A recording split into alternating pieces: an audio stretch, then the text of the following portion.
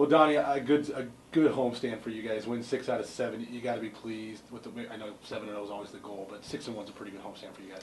Yeah, you know, if you could guarantee no matter who you're playing, you won 6 out of 7, you'd be happy, but you can't. But we saw some good things. There's things we got to improve on, but about the things about this team, I think our team likes to practice, and I think they have a goal of getting better every day. So hopefully we took these 7 games. And we utilized them, and hopefully we'll be better. We'll play better in the next 7. Defensively, you guys have played extremely well so far. Has it been the key of being home and being the friendly area of your ballpark, or what's been the key to that so far? Yeah, I think that has something to do with it. We haven't had a ton of opportunities to make a lot of mistakes too, so I think there's many factors. Playing at home where you're comfortable, we've got some solid players.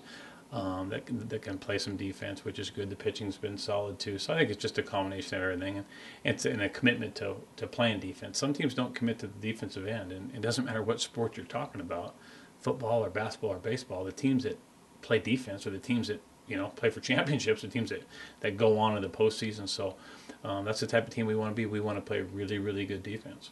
You had the luxury of getting some other guys some at bats. In some cases, it's been because of a nagging injury here and there. But how important is that for you guys to build that kind of depth this early in the year? Yeah, I think depth's important. If you're looking at our program, how we like to do things, we like to play as many guys as we possibly can, and you'd rather have injuries early than late. Late injuries sometimes affect how you want to do some things.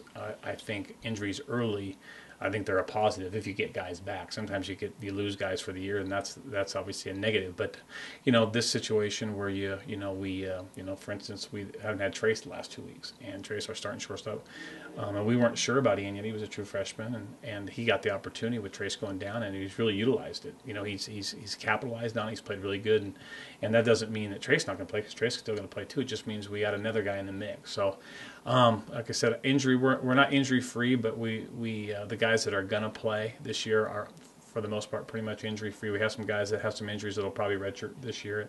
That's just the way things go from time to time. But hopefully we can continue to develop our team, and when we take 27 guys on the road, hopefully we feel comfortable with playing those 27 against somebody else's 20. Because you look at other teams and they don't play their entire roster that you'll see on a weekend, and we like to be at the type of team and the type of program that we play all our guys.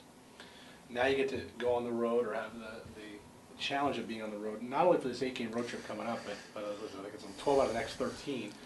And I know you take it one game at a time, but when you guys get back from this stretch, you're looking at about a third of the way through your season. So how key is this stretch coming up for you guys? Very important, especially you're on the road. The comforting part, I guess you'd say, is that you're not missing school. Even though there's going to be some studying to do over the break, obviously, but you're not missing class. And there's I'm quite sure there's probably a little bit more focus on baseball for the guys in school. So that's a positive. I think they can do one thing instead of 2 things. The negative is that you're just playing great clubs. UNLV's a solid team, and Fullerton, I think, is ranked in the top 15, and Irvine preseason ranked in the top 10, and then obviously Arizona. So it's a very, very difficult trip, and you get to come home and play Gonzaga. And I'm not sure when the last time they lost, and then obviously UCLA is a ranked opponent. So we have a definite challenge the next couple of weeks, but looking forward to getting on the road and playing in good environments at good stadiums with good weather, and hopefully we can get into a little bit of rhythm and figure out our team. I really still don't understand this team. I don't know exactly how we're going to do things and who's going to be in certain spots, but there's only one way to find out, and that's playing, and we're going to get the opportunity to play a lot.